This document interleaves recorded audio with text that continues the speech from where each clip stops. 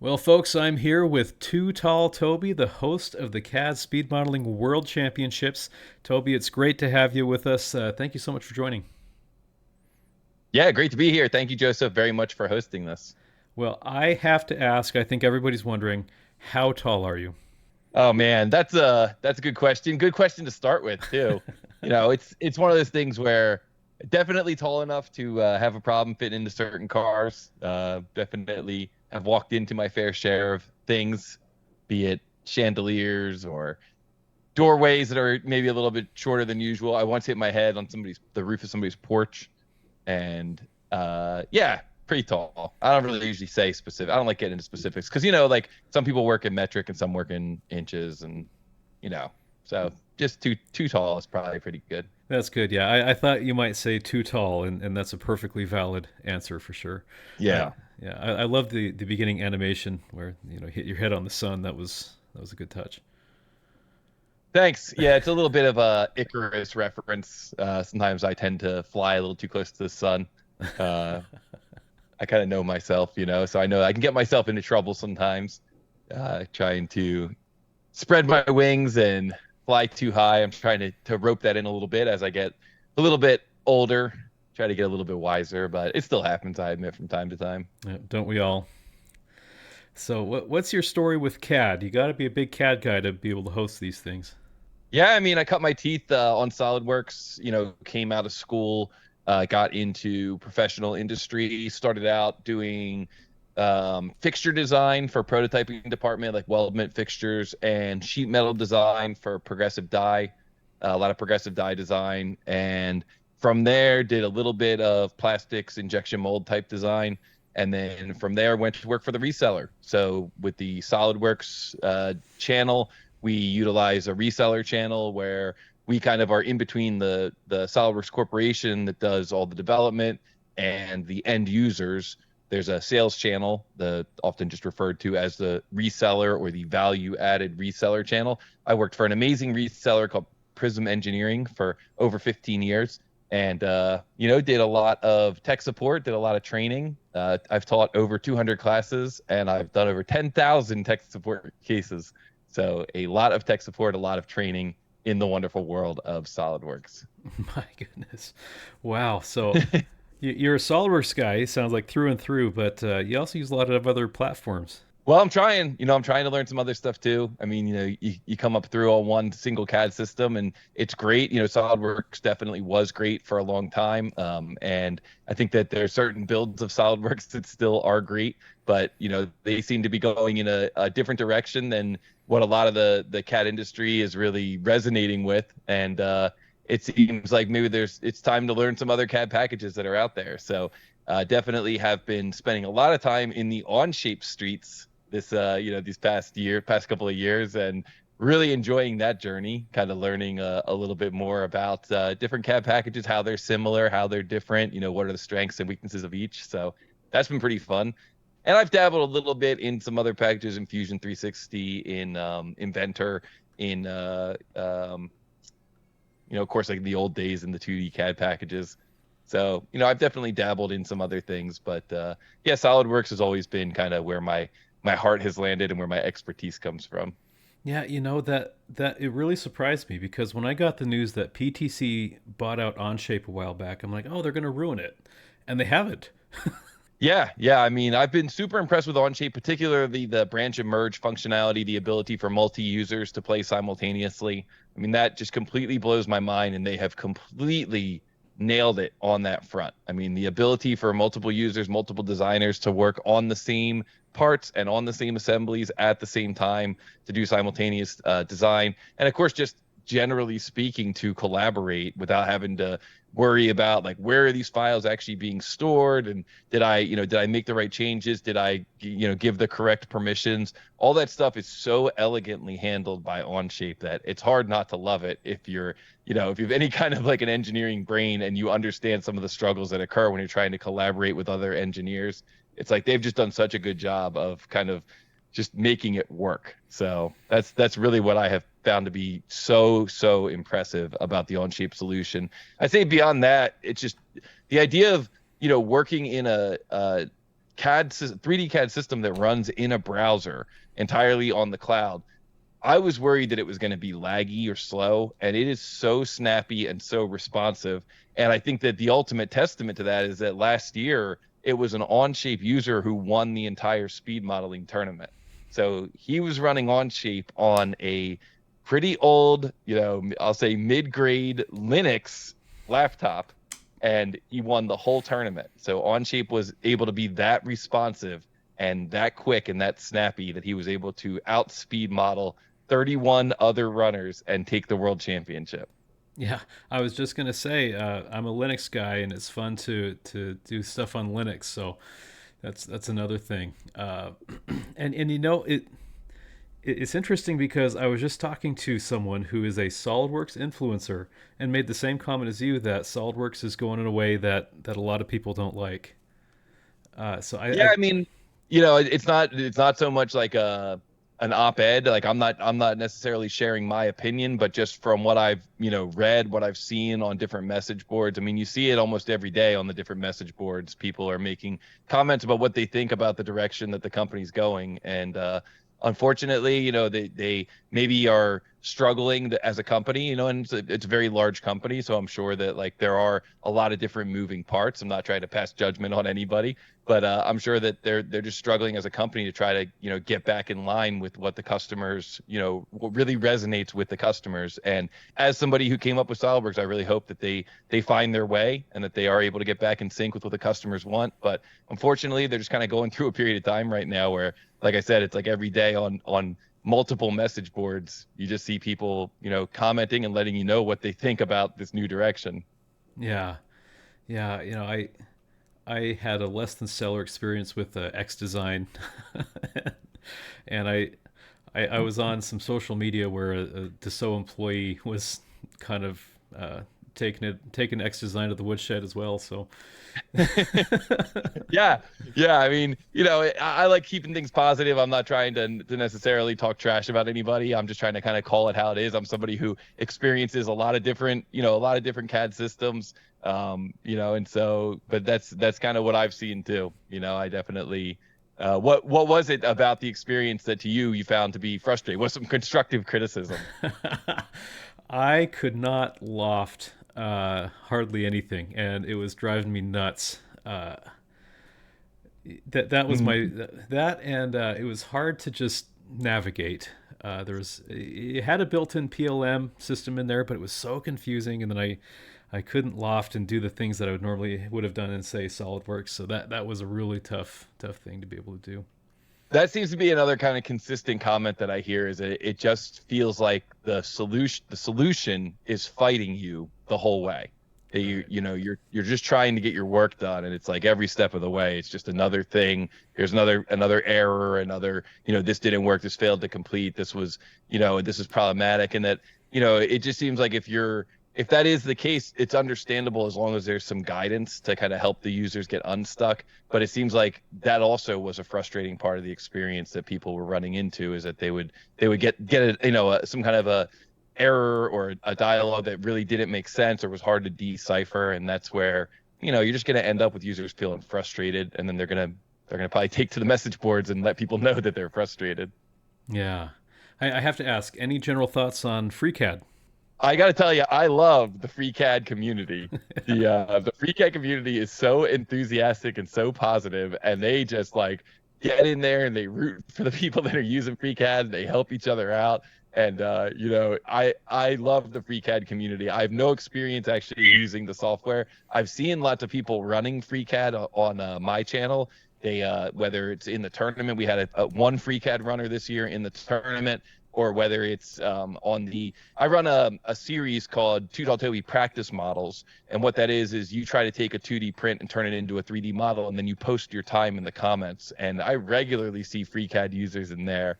And I just love going on the FreeCAD message boards, and like whenever I post anything related to the tournament, they're always like, "Oh, this is so cool! I can't wait to enter next year." And it's just like straight positivity the whole time. So I absolutely love the FreeCAD community. If you're out there and you're in the FreeCAD community, I got your back all the way. And I'm looking forward to learning more about the actual software itself and running the software itself. Oh, it's awesome. Yeah, the add-ins that the community has made are just incredible. Curved shapes. I don't know if you're familiar with that. You make three sketches, right? You make like a profile that you'd want to loft, and then you make what the profile would look like from the front and then from the top, and with just three sketches, you can make amazingly complex stuff that would take 10 sketches in any other platform.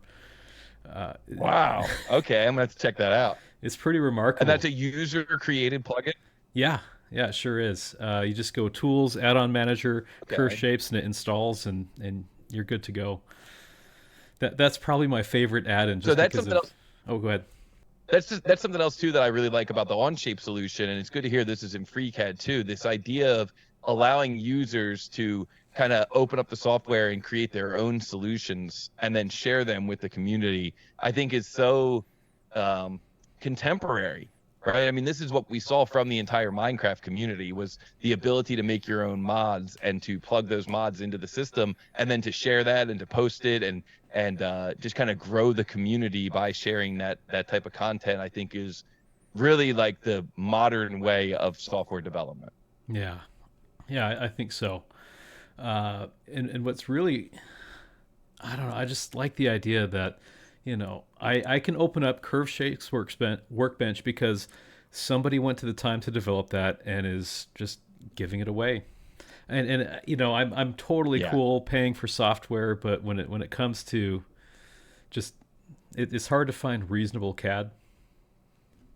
Like everyone's going to the subscription base, and there's not that many perpetuity. You have a Libre that you can still get a perpetual license on. You have FreeCAD, which is open source, and what else? You have Moment of Inspiration. Maybe I think Rhino is still perpetual. You got a few in there, but it's nice when people make the effort to put CAD in the hands of everyday users. That's what I'm trying to say.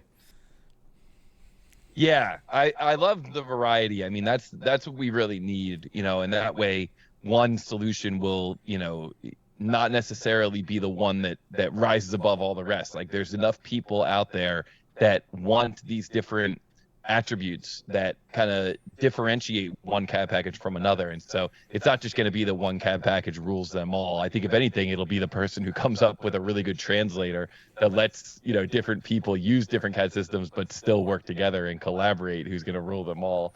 But I think that there's a lot to be said for this idea of open sourcing, especially the add-ins. Like if you've got a hardcore development team at the core, and whether they are doing it, quote unquote, for free or for donations, and then you've got the enthusiastic community that's going through and creating all of the gaps in the software. There's a gap in the software. The software is really good, but it just can't do this one thing.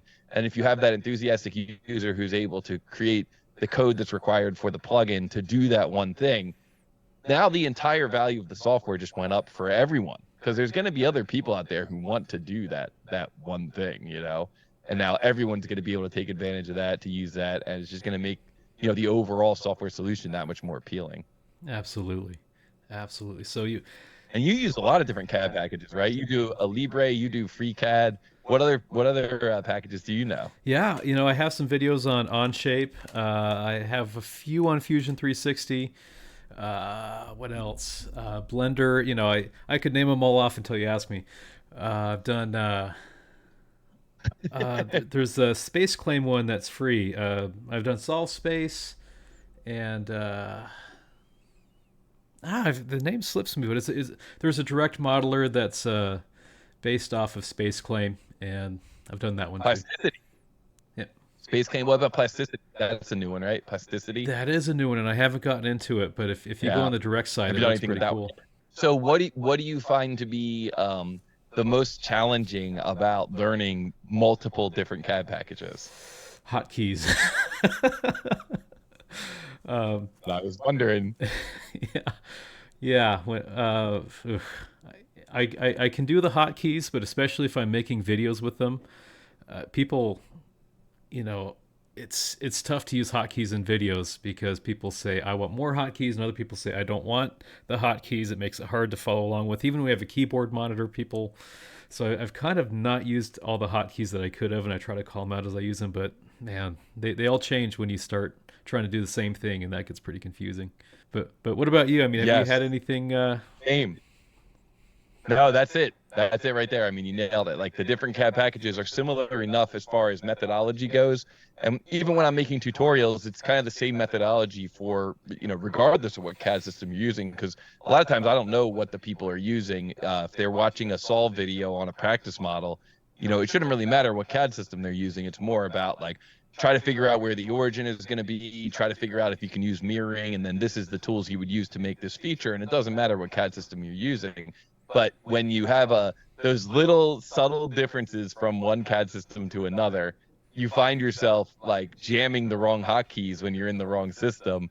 And, it's even just like little workflow related things. Like in SolidWorks, if you click on a plane, then the context bar shows up and you can begin a sketch from the context bar. But in Onshape, you have to press S to get the shortcut bar to show up to start a new sketch. So then like in SolidWorks, I start doing that, but then the start a new sketch isn't on there on the S key menu. It's like, oh man.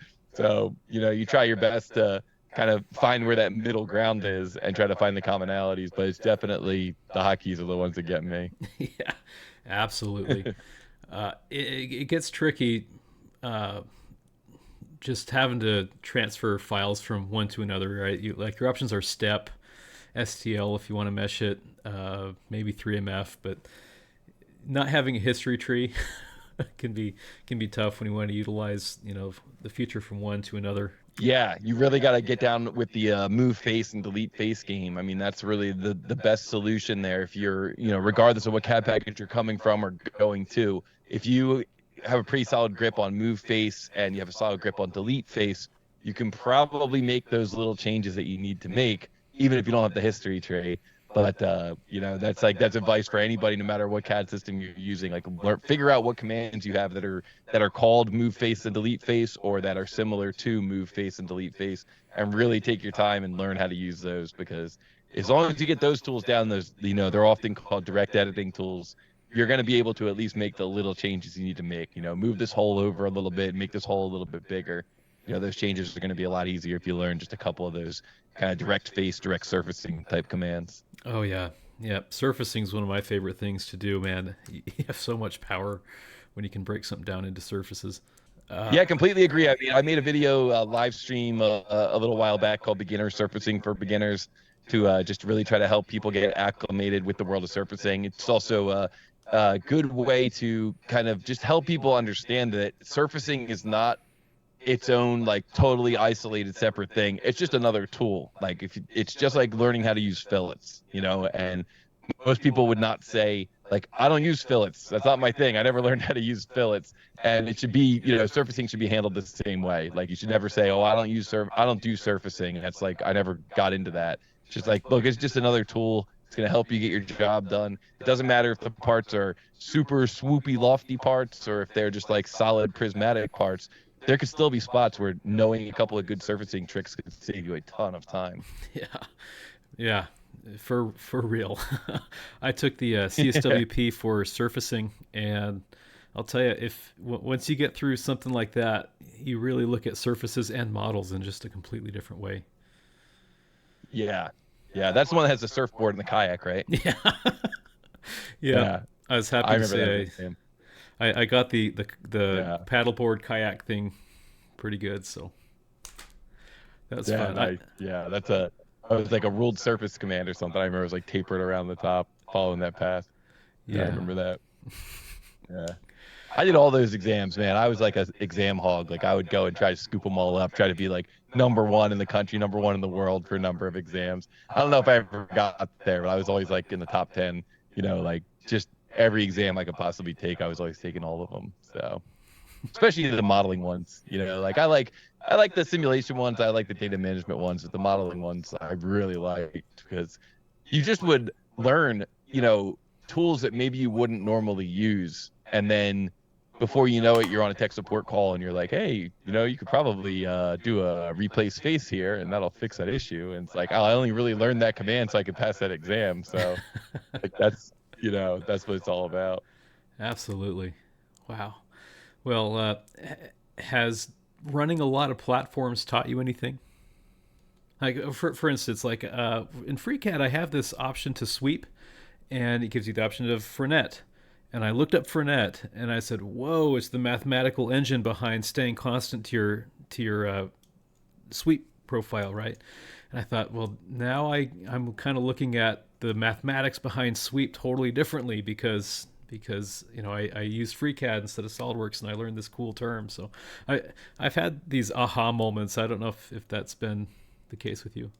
Yeah, I mean, it's exactly what you just said. I mean, sometimes you learn the terminology from different CAD packages, and you realize that, maybe there was an option that you didn't really understand before. And so now that you learn this new terminology, you just like kind of see the way a different CAD package does it, and you're like, oh, like for me, I think probably one of the biggest things is just recognizing how powerful the contour selection tools are in SolidWorks. I always really underestimated the contour selection tools in SolidWorks, because when I was learning SolidWorks, it was more about just creating nice, clean, neatly knit sketches and then turning those sketches into extrusions or cuts or whatever. But then I started using Onshape, and the Onshape methodology is more like just kind of draw whatever you need. And when you go to turn it into a solid, you can pick the regions that you want, and then you can reuse that sketch and reuse that sketch and reuse that sketch. Well, then I started going back into SolidWorks and applying that same methodology. And I realized that SolidWorks has a lot of good functionality with regards to automatically picking up on edges from the model and using those to define the boundary of the contour when you're extruding, cuts and when you're extruding. So that was something that was a big aha moment for me, was kind of just like going back and saying, okay, this works really good in Onshape, because this also works in SolidWorks. And I think there's a lot of functionality, kind of like, what you're saying, where when you dive into the options, just having an option labeled a different way or kind of having an option in a different location might be enough to get your brain thinking about it and thinking like, oh, how can I apply this over in the other CAD software? Yeah, absolutely. Do you have a favorite platform? I mean, I think it's probably still SolidWorks, but I don't know. I mean, I gotta tell you, I'm like in the kind of a honeymoon phase with Onshape. So, it's like I just know SolidWorks so well, and I know where almost every single thing in SolidWorks is. Like I just know it so well. So as a tool, that's like my hammer that I've had for so many years, and I know like exactly how to hit the nail with it. You get a new hammer, and it might be like a new model, and it might be better and like have some cool new things that the original hammer doesn't have. But like if you're gonna be swinging it all day, you probably want the one that like you just know it just feels like home in your hand. So I think I'm in a real honeymoon phase with Onshape. I think that where Onshape is gonna really like take over my daily workflow is when I start using it more for hourly work and start using it more in collaboration with with other teams, where I'm actually live action collaborating with other users in real time. I think when those moments start happening more frequently, it's going to be like, all right, that's it, like it's my new favorite. So in a very short period of time, it's definitely caught up, and they're kind of like neck and neck right now. Gotcha. Gotcha. Yeah, I knew I was asking a tough question, because if you were to ask me, I'd be like, I'm trying to pick between my kids here. I love them all. Yeah, If yeah. if I Love 'em had to all, yeah. choose, I'd have to do with what I focus my videos on, and that's FreeCAD and a Libre, because I think both of them Yeah. take so much effort into putting CAD into the hands of the everyday user without making it unbearable to subscribe or pay for. So plug for Libre Yeah, I mean, FreeCAD. we had FreeCAD and a Libre in the tournament on the opening day of the tournament, which was awesome. I mean, the first match in the tournament was a Libre versus Inventor, and the Libre interface was just so cool looking, and it was I had Neil Cross. I know you know who Neil Cross is, right? Yeah. So Neil and I were doing the commentary for that match, and he and I both were just like, wow, I can't believe how cool Libre looks. Like the color schemes and the icon design and the UI and the graphics area, like all of it. Like it just is such a beautiful piece of software, like very, very well designed piece of software. And so it was really cool and really eye-opening to see how powerful that solution is. And then in the second match on that same day, then we also got to see FreeCAD. And with FreeCAD, it was really cool too, just to kind of see. FreeCAD feels or looks to be a little bit more like it's still kind of being polished. It's still kind of, it just seems very I don't want to say raw, but that's kind of the word that comes to mind. Like there's a lot of text on the screen, there's a lot going on the screen, but as far as capability, I mean, the FreeCAD user was really, I mean, that's the toughest match of the tournament. He was up against the number 1 seed in the tournament, and he was holding his own. It was Roberto G, and he did great. So it was really cool seeing both FreeCAD and a Libre, and I can totally understand why those two are your front runners. Absolutely, absolutely. I it is.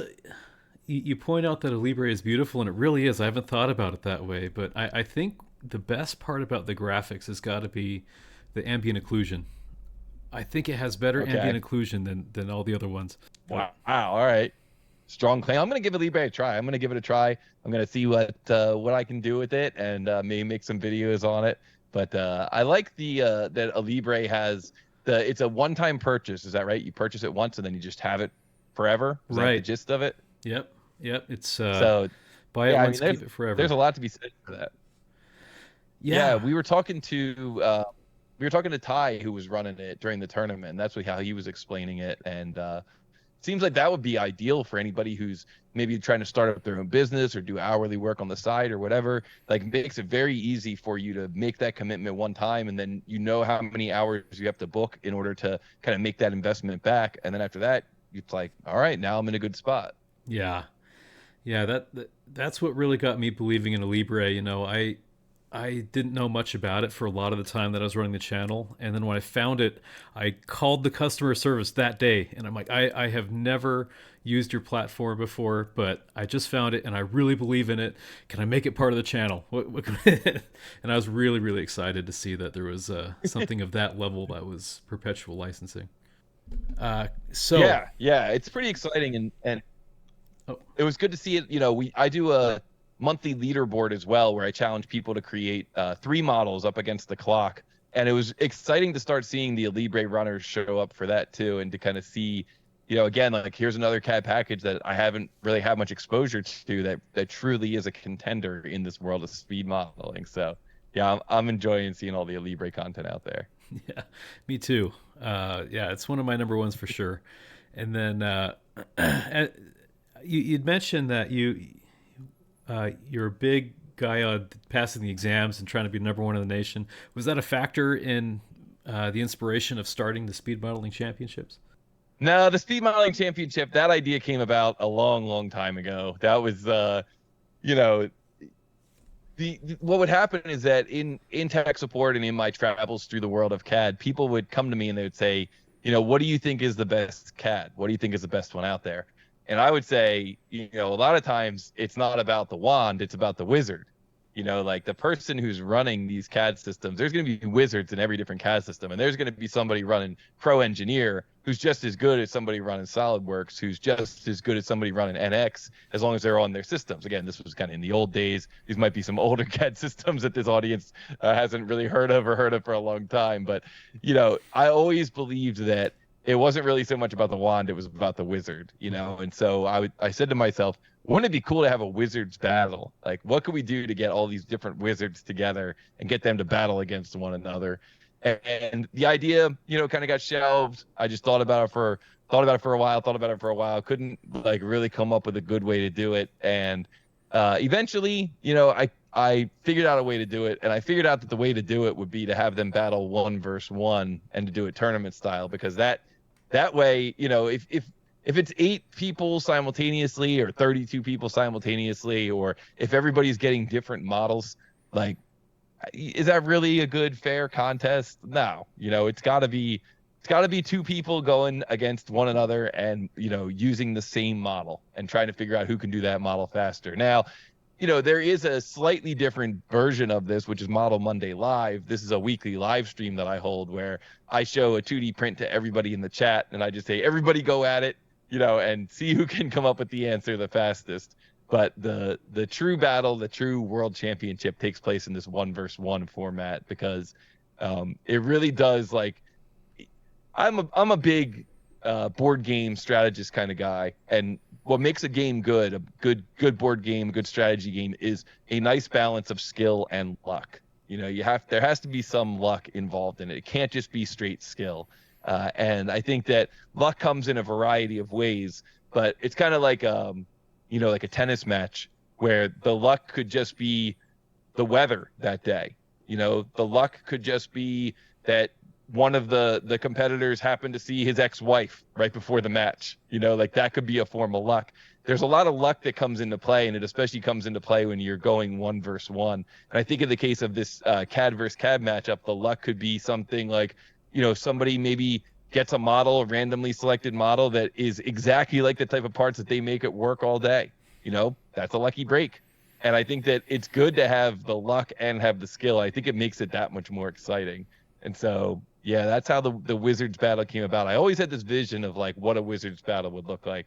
And I just needed kind of the technology to catch up with me. I was kind of like a few years into the future when I had the vision, and I just had to be on the lookout. And then as soon as the technology caught up, I was like, all right, now's the time. Oh, that's awesome. Yeah, I like what you said. Gosh, I don't even know where to start because there's so many great things there. But when you talked about there's wizards in every platform, I think that's so true. And I like the idea that it's not just about the wand. And for instance, right, my mother-in-law is a registered dietitian, and she's done tons of things with it. She's helped kids who couldn't eat. She's helped people with eating disorders. She's been in the hospital helping people with cardiac problems. And so she has to have a very holistic view of what a diet is. And her approach is all food fits. You want to have a cookie? You can have a cookie. We're just going to make it fit in the diet. And for me, it's kind of like all CAD fits. All right, there's a place for everything. I just happen to have some favorites. So it's encouraging to hear it's not about the wand. Yeah. I mean, it's like you said. I mean, all CAD are welcome. That's kind of been like the subtext of my channel this whole time. Like everybody's welcome here. It's not exclusive. It doesn't matter what CAD you use. You're gonna have a chance to chance to practice and to hone your skills. You're gonna have a chance to kind of show off a little bit if you happen to be one of those wizards and you have a competitive spirit. And you're going to have a chance to learn from different people all throughout the industry. And it might not even be somebody who's using the CAD package that you use, but you're still going to have a chance to learn from them because the methodology of 3D CAD is, it's way more similar than it is different from one CAD package to another. It's not like there's one CAD package that uses a technique that's like totally bizarre, and like that nobody's ever used before. It's like, yeah, they're all pretty similar. If you're doing parametric feature-based CAD, it's going to be pretty similar regardless of which program it is. Yeah, I like that a lot. Parametric is a beautiful thing because if it was direct modeling, it would just be so hard to get the same model with the same weights and everything. And when you use one parametric platform, it's like you can speak the language and carry it to others. After I'd learned SolidWorks, I was able to pick up and make FreeCAD. I made an alloy wheel in one sitting, and it's encouraging that it's all transferable like that. Yeah. At that point, you're just trying to figure out, where the buttons are and, what maybe like the different names for the different features are. But yeah, it gets to be pretty similar. And, and that's what's pretty cool. I mean, certainly they all have their strengths and they're going to have a couple of little, nice little niceties here and there that are going to make them different. Certainly when you get to like the data management, the collaboration side of things, that's where things can really get vastly different. But if we're just talking about straight 3D modeling, 3D CAD, parametric modeling, you're going to have the same methodology pretty much across the board. As you have been hosting these, have you seen anyone take a really creative approach that paid off or anything that sticks out as noteworthy? Well, I mean, I think we'd be remiss if we didn't at least talk about the Ivan exploit. The Ivan exploit was the first time that we saw somebody really exploit the contest. And basically what it is that when you've got two faces that are parallel to one another, if you're doing a subtraction between those two faces, it really doesn't matter where that feature is located. So if you've got a uniform wall thickness plate and there's 4 counterbores in that plate, it doesn't matter if you put those 4 counterbores in the corners or if you just kind of drop them right in the middle of the plate at a random location, you're going to get the same mass. And what we do in the speed modeling challenge is we say, what is the mass of this part? First person to calculate the mass and enter it in the chat is the winner. So sure enough, in our inaugural tournament, we had one of the runners who his name's Ivan the Reasonable, who realized that this was an exploit, and he he dropped this move live in front of everybody, like he's streaming his screen. You can watch his screen. You can see what he's doing. And he just decided like, okay, here's a counter bore. I'm just going to drop it in with Hole Wizard and just bang, bang, bang, bang, 1, 2, 3, 4, drop these holes here, save myself a few extra seconds, and then come through with the win. And after he did that move live, that went down in infamy. That became known as the Ivan exploit. And, there's me as the tournament director, like I've set the rules. I can't tell them that you're not allowed to do that, because that means that I would have to like make sure that no one accidentally does it, right? Like how am I supposed to know if somebody did it on purpose or just forgot to, drop in a dimension? They meant to define it, but they forgot. Like it can't be subjective, it has to be objective. So the Ivan exploit goes down in history as like an available exploit. And what I can do as tournament director is I can create geometry that is hard to exploit. So instead of having those two surfaces parallel to one another, I could put a curve on the bottom surface. Now the location of those counter bores is significant. Now if you just drop them anywhere, you're going to get the wrong mass. You're not going to get the right answer. Or I could, add draft to the models, and so it becomes a really fun game of cat and mouse between me and the competitors as they try to figure out other ways that they can kind of shave a few seconds off the design. When I do the monthly leaderboard challenges, people are able to exploit that mechanism as well, because sometimes what'll happen is the features that you create, depending what CAD system you're using, but a lot of the CAD systems, the input dialog box will remember whatever your previously entered value was. So I saw that some of the runners would exploit that because they would create a rib for one feature, and then the next feature obviously should be a rib, but they would make it as a thin-walled extrusion instead, because that way they would be able to retain that memory of the rib thickness. And then, as they're running it and canceling and running and canceling and running, every time they get to that feature, it's like pre-populated with the correct thickness because the software remembered what it was the last time. So that's like another example of kind of a cool exploit. These exploits, unfortunately, won't work in the real world because you never know what you're going to get. And they certainly won't work in the tournament because you don't know what the model's going to be. But I think it's really interesting to see how runners are doing this, because even though like you could make the argument that, you're not going to be able to use that in the real world. The truth is that if you're running these models and doing them over and over and over again like this, it's very similar to what I did during my career, which was prepping for demos and learning how the software is going to respond before I do a demo. And what that does is it absolutely does help you in the real world, because you learn like, oh, this is going to be the default direction of a cut extrude, or this is going to be the default behavior when I go to pick this edge to do a fillet. Like you're going to learn those things when you're doing these speed run attempts and when you're doing these speed modeling attempts. You're going to start to learn, and it's going to start to set in, and that's going to make you a better CAD user in the real world as well. It's not just for speed modeling. It absolutely does apply in the real world too. And like that's what really makes me smile, is seeing these people, go through this gamification of 3D CAD and use it to actually learn and get better as engineers and as 3D CAD operators. Yeah. Wow, that's cool to be able to see that firsthand live, and it's cool that you're bringing that to the world too. Yeah, it's a lot of fun. And where do you see this going in the future? I mean, are people getting faster as more people compete?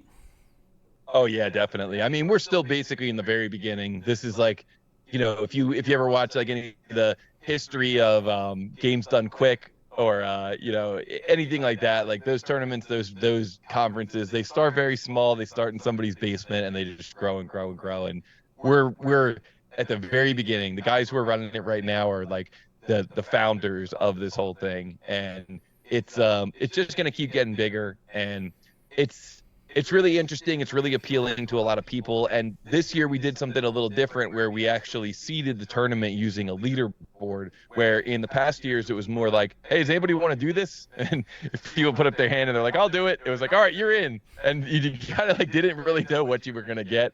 This year, because they need to qualify ahead of time, they need to actually do the leaderboard. We're using the leaderboard to seed the tournament, similar to like a March Madness. It's definitely, we're seeing higher caliber competition, and they're absolutely getting faster in these matchups. It's more interesting when it's kind of like neck and neck, and the matches are really close. And yeah, I'm excited. Like, it continues to evolve. We continue to get more interest. We're going to do multiple tournaments next year. So we're going to do 2 tournaments next year. give more people a chance to get exposed to this. So yeah, it's definitely growing in interest, and also increasing the skills of the competition. The competitors themselves are getting better every year. Wow, it's pretty exciting, and it's exciting to hear that it's growing too, because I think this ought to be something on ESPN. You know, they have esports on ESPN now. Why not speed modeling? Yeah. I mean, yeah, exactly. Yeah. Or I mean, even pickleball. Like I know some people out there really like pickleball. I think it's like the most boring thing I've ever seen in my life on television. Like I think it's more boring than golf, and and they have that on television. I mean, so if pickleball can be on there, you know, we gotta have that's what it's called, right? Pickleball. That Yeah. like the merge of tennis and table tennis. Yep. Oh Yeah. man, I Sorry to talk trash on pickleball. If anybody out there likes pickleball, you can cut this part out of the interview if you want. I played that in a gym class, and I'll tell you what, that was one of the funnest things that I've ever done in gym class. So highly recommend it from that one time like 15 years ago that I did it. There you go. Yeah. Pickleball enthusiast. I have some viewer questions here. Uh, would Triple Okay. T? I love that. Have you ever been called Triple T before? Yeah. Okay. We got a lot of T cube. I like T cubed. Somebody said T cubed once. I thought that was really cool. Oh, that's okay. I like that. Would T Cubed ever consider making a video where you compare UI tools in each software that cut down the time for making complex features, conversions, etc., and then make a list of pros and cons? Yeah, I mean, I would consider it. I gotta be honest. Right now, I'm pretty booked. I'm kind of like coast to coast right now, every week. So I would have to kind of break out some time. I have we're trying to relaunch the website. We're trying to do the new launch of the website, which is going to happen later this month. That's really had me busy. And then just kind of cutting videos for promotion for the tournament also keeps me really busy. And then the tournament itself, like there's a lot of upkeep that goes on in the background with the tournament itself. So I would have to find the time to do that, in order, as as somebody who is an expert in multiple CAD systems, to get to that level where you would even be able to speak intelligently about multiple CAD systems to break down a complex part, takes, just education, which is going to take months of time potentially learning multiple CAD systems. So I think what I would counter offer to that customer question would be to gather a council of experts and to kind of facilitate the interview process, but have them give me their 2 cents. Like I would love to host an event like that, ideally in person. I'm working with the crew at SolidBox. We're trying to put together a SolidBox conference, an in-person conference that's multiple CAD systems, to get like all the different CAD, bring all the clans together. And I would love to have a session on stage there where I have like 6 gurus from different CAD systems, and we just do audience questions talking about how would you solve this in these different CAD programs. So maybe that's a better approach, maybe a better use of our time. Absolutely. Yeah, that would be a really cool video, meeting of the minds kind of video, for sure. All right. Yeah. I've got what is the single thing. Okay, what is the single thing, technique, skill, feature that makes the biggest difference in speed modeling? Oh man, that's a good question, because that's this gets back to the whole wizard not the wand thing, right? Yeah. If you want to see a good answer to that question, watch the finals from last year. The finals from last year were outstanding, and watching Ivan the Reasonable go up against Allness. So Ivan using SolidWorks, Ivan has a lot of experience in the world of working with customers and creating valuable engineering content for customers, versus Allness, who's got a lot of experience, but he's much younger competitor, kind of got that like enthusiastic youth on his side, and able just to really like blast through and create these models. And kind of seeing those two different techniques, where you've got the more conservative, the more experienced, kind of like, I'm going to look at this first, I'm going to plan it out, I'm going to do a lot more in a lot less features because I'm going to plan it out appropriately, versus more of just like let's go, let's blast off, let's just get through and create all this stuff. Somebody who's like a gifted user who can get away with that kind of action. It's really cool to see those two different techniques, those contrasting styles. And so, there's part of me that thinks like, what's the best thing you can learn how to do?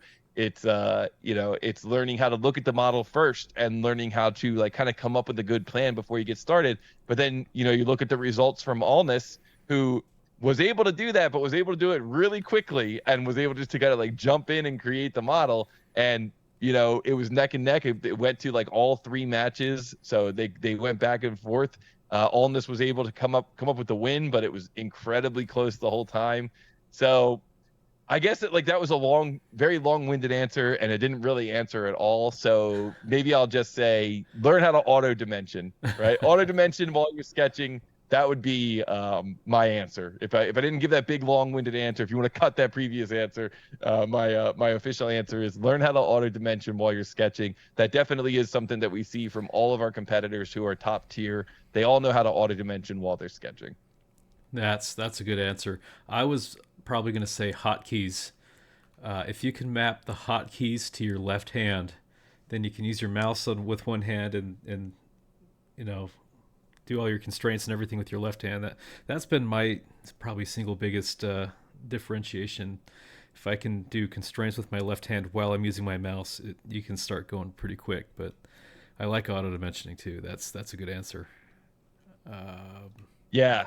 Yeah, we see a lot of people doing auto dimensioning, and and like you said too, like the more you can do with your left hand. I mean, Ivan, something that's pretty cool about his setup is that he doesn't use toolbars. He has no toolbars in his setup for SolidWorks. It's a totally clean environment, no toolbars. And so if you want to watch somebody who really knows how to use hotkeys and knows how to use the S key, like watch some of his videos. It's really impressive. He's got all kinds of exploits. Yeah, I mean, Ivan is totally legit, and I was looking back through the records. I think that he's the only person that has run all of the tournaments so far. He's been in all 4 of them. So, and he came out champion standing in the first tournament, and he's been runner-up at least once. I think he might have been runner-up twice. So he's been in it for a while, and I love having him. He's a heck of a nice guy, and I love having him in the tournaments. And yeah, I'm really excited to see how he does this year. That's great. So I got a question. When are we getting the next single? Yeah, I guess that's a reference to a song that I wrote about sketching. I wrote a song called I think it's called the SolidWorks Sketch Song, and it's all about fully defining your sketches, fully define every time. And it's an important lesson. You do have to fully define your sketches every time when you're using a parametric modeler. And I'm all about, edutainment. So when am I going to write the next one? I did have several songs written after that. Like I had a song about adding relationships. I had a song about how you feel when you crash and you lose your work. So I do have some other songs kind of in the pipe. I just, it's tough to record. It's really tough to record. I mean, that's really what it comes down to. Recording is like if you don't really have a good system in place to do recording, if you're trying to do it at home and you want something to sound even remotely acceptable, it just kind of takes a lot of time. You got to get into a place where you don't have any weird reverb or anything in the room that you're in. And then you got to get the mics in the right spot for the instruments that you're trying to record. And then you got to do the recording. Then you got to sing. You got to listen to it and see if like the singing sounds okay. And then you got to, if you're going to sing harmonies to it, you got to do that. And this is all after you've actually written the song itself. Like that's kind of, a big thing. Songs don't just come out of nowhere. You got to write them and refine them. And then a lot of times you get done with it and you're like, I don't like the way any of that sounded. Then you got to like kind of start all over again and do the whole thing all over again. And so that's a pretty big commitment.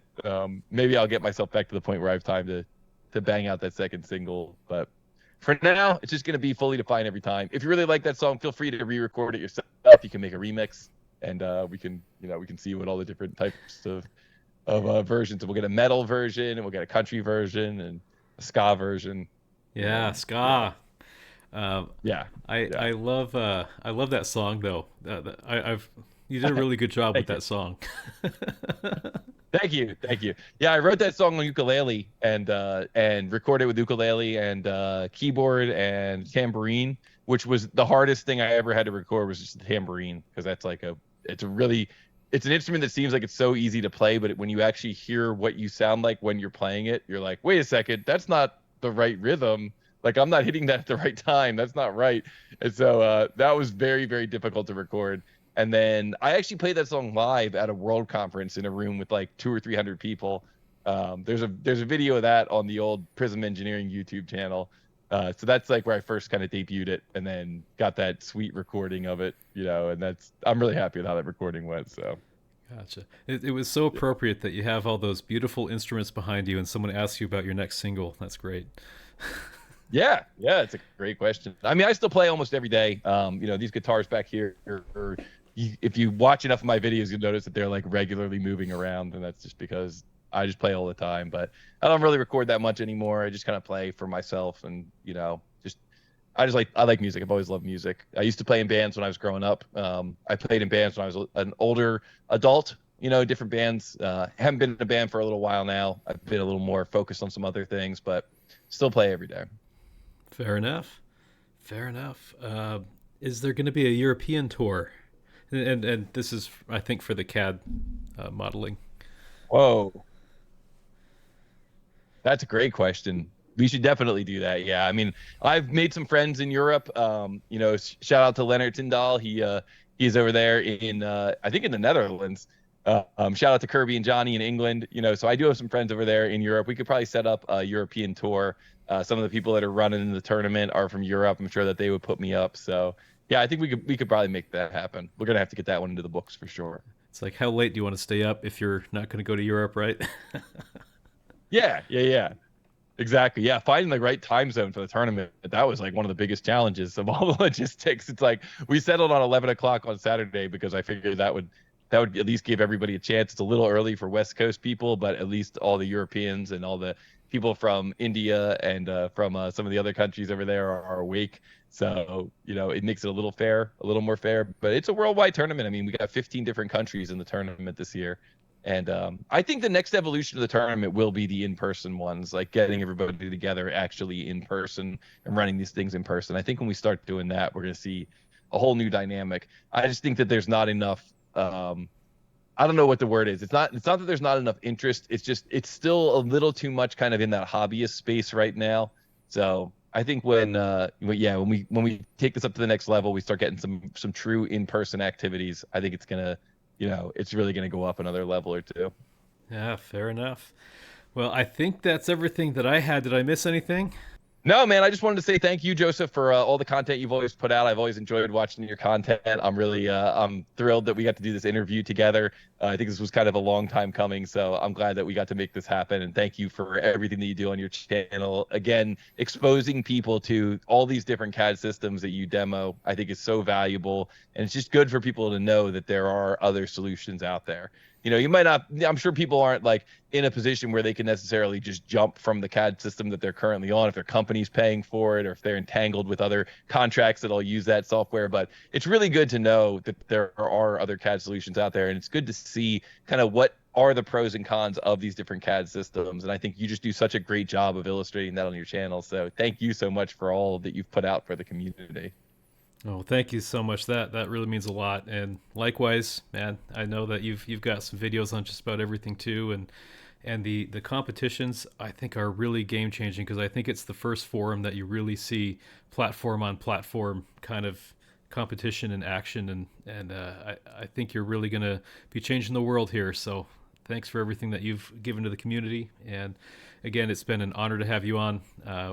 Let's do this again sometime. All right, For well, sure. Thank you so much. I'm really excited. Can't wait to do it again. I think it'll be great, and look forward to our next encounter. absolutely. Can't wait.